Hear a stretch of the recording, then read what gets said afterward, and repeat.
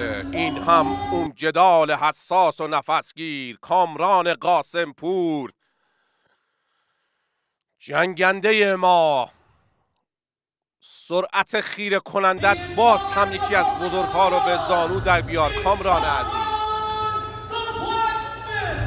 این هم دارنده مدال طلای جهان و المپیک عبدالرشید سعدالله. بریم به این رقابت. کامران قاسم پور باز هم آیا شاهد زیرگیری های ناب او خواهیم بود؟ این بار میتونه رشید رو از پا در بیاره یا نه؟ سرعتش رو اگه مثل همیشه تنظیم کنه رشید حالا غص میکنه، نمیتونه دفاع کنه عبدالرشید سعدالله. کی برسه به پای عبدالرشید سعدالله که دوست داره بچسبه؟ کامران ببینیم اون یه رکب‌های جذاب و اون زیرگیری‌های ناب خودش رو میتونه مقابل رشیدم به نمایش بگذاره یا نه. لحظه به لحظه امتیاز اول رو کدام کوچیک خواهد گرفت؟ اختیار رو دارن به رشید میدن. باریکلا کامران آماده و سر حال در وزن 92 کیلوگرم در مقابل یکی از خوبای دنیای کاشی. دستاش باز هم باید کار کنه و باز هم باید بشینه برای اون زیرگیری‌های ناب خودش. یک لحظه قص میکنه مقابل عبدالرشید. کمی عقب‌تر نشسته عبدالرشید و میتونن اختیار 30 ثانیه رو به او بدن. دستاش روی سرگردن رشید کار میکنه. درسته اختیار 30 ثانیه و کامران داره بهتر کاشی میگیره. خسته کرده رشید رو و در ادامه باید با کار کردن دستا و اگه زیرگیری کنه که چه خواهد کرد. و میدونه که در مقابل چه بزرگی قرار گرفته و شاید بخواد کمتر زیرگیری کنه. امیدواریم که هر بار که زیرگیری میکنه مثل همیشه بی‌نقص باشه و رشید حریف سرعت اون نشه. خواست فریب در واقع شگر کامران روی خودش اجرا کنه ولی پاهای کامران همیشه بیداره. نباید گاردش بیاد بالا. عبدالرشید حالا یک امتیاز به ما خواهند داد. نتیجه کشی 1-0 به نفع کامران قاسم پور. کشی بسیار حساس و پای و نفسگیره. یک لحظه نشون داد زیرگیری و رشید که خودش هم استاده در همه زمینه ها. اما اون سلاح مرگبار کامران قاسم پور یعنی میشه به پای رشید برسه. فعلا اون ریسک رو نکرده. دستاش کار میکنه. مجدد گرو گرفته نباید تعادلش به هم بخوره. 28 ثانیه. یه تذکر به کامران میدن که در وقت 2 مقدار 30 ثانیه رو به ما بدن. یه نگاه به ساعت داشت کامران. شاید گذاشته اون لحظات پایانی یه زیر بگیره از رشیدی که بدل کاره که فرصتی برای جبران نباشه. به نظر بهترین زمان برای زیرگیری ثانیه 10 ثانیه مونده به آخر کشتی. 14 ثانیه داریم تا اتمام. دستاش کار میکنه کامران قاسم پور. عبدالرشید سعدالله او نشست برای زیرگیری. کامران در برگشت میده که تنبیه کنه اونو. ثانیه‌های پایانی وقت نخست. جانم پسر چه دفاعی کرد در مقابل عبدالرشید سعدالله و حالا رفته داره اعتماد به نفسش بالاتر میره. 1-0 وقت اول رو ما بردیم. اگه یکی از اون زیرای نابش رو مقابل رشیدم بگیره که چه خواهد شد. داور دستور خودش دمیده. کامران قاسم پور دستاش کار میکنه. ببینیم کی میتونه به پای رشید سعدالله فرسته. هنوز شروع نکرده. یکم به خودش بیاد و خود باوری داشته باشه میتونه پاهای رشید رو هم تصاحب کنه. هیچ کسی نمیتونه از دستای کامران فرار کنه. 1-0 به نفع ما. احتمالاً اختیار 30 ثانیه دوم رو به ما بدن. اون موقع شاید کامران بخواد زیرگیری کنه. 2 دقیقه و 34 ثانیه. دل تو دلمون نیست برای شکست دادن رشید. چه زیر یه خمی روی پای خودش لیلی کرد و خوب در آورد عبدالرشید سعدالله. کامران بهش نشون میده که تو حالتهای چسبیدن میتونه زیر سر رو بگیره. آسان دستاش کار میکنه. هنوز نتونسته کاری انجام بده رشید سعدالله. منتظره که بخواد کامران زیرگیری کنه و شاید در برگشت ها او رو بگیره. قوس میکنی. قوسای رشید خیلی خطرناک اما خوشبختانه جدا میشه. اختیار این بار برای ما. اختیار 30 ثانیه. رشید کمی نفسش دچار تزلزل شده. دستاش اومد روی 2 زانو و این هماجی مراد گاتسالوف. ادامه رقابت. اگه بتونه تو این 30 ثانیه یه زیر بگیره با یک تیر 2 نشان زده و اختیار هم خنثی خواهد کرد.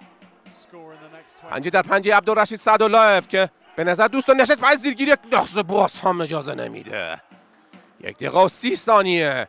10 ثانیه دیگه که امتیاز به رشید خواهند داد.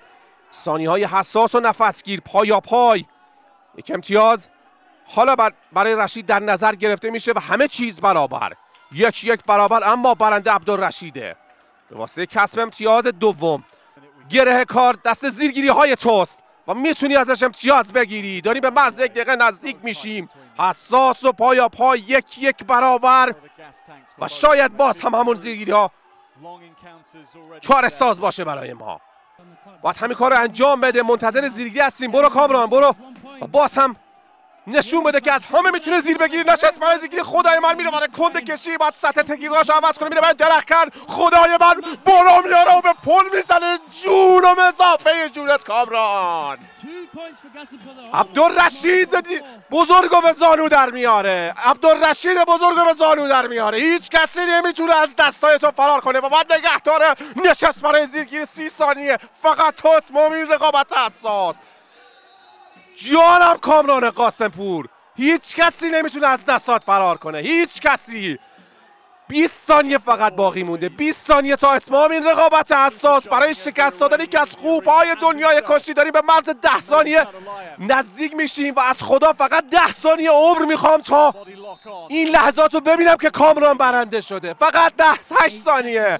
8 ثانیه برای دلوار کشورمون. کامران خاک نشو.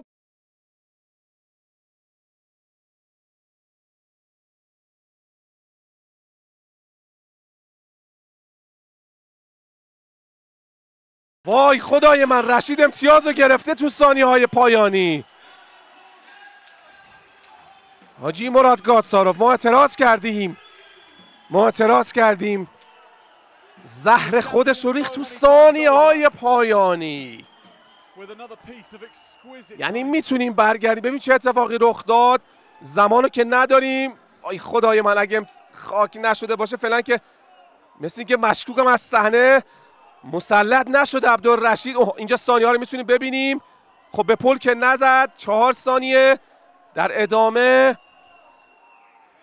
ای عبدالرشید نگاه کن اینجا که این به پل زده یا نه.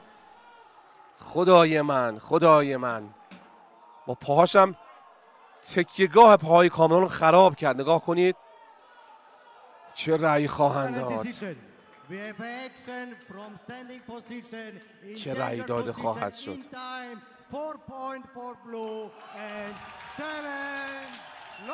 نه مورد موافقت قرار نگرفت ولی قابل تقدیری. کامران جان خنده حاجی مراد گاتسالوف خودش هم فکرشو نمی‌کرد. وای خدا، واقعا عالی بودی، واقعا عالی جنگیدی. ولی قسمت ماست دیگه، همیشه همین جاها ما باید اینجوری میره در آغوش یک بزرگ نابغه دنیای کشتی. برده بودیم، همه چیز داشت خوب پیش میرفت. عبدالرشید سعدالله.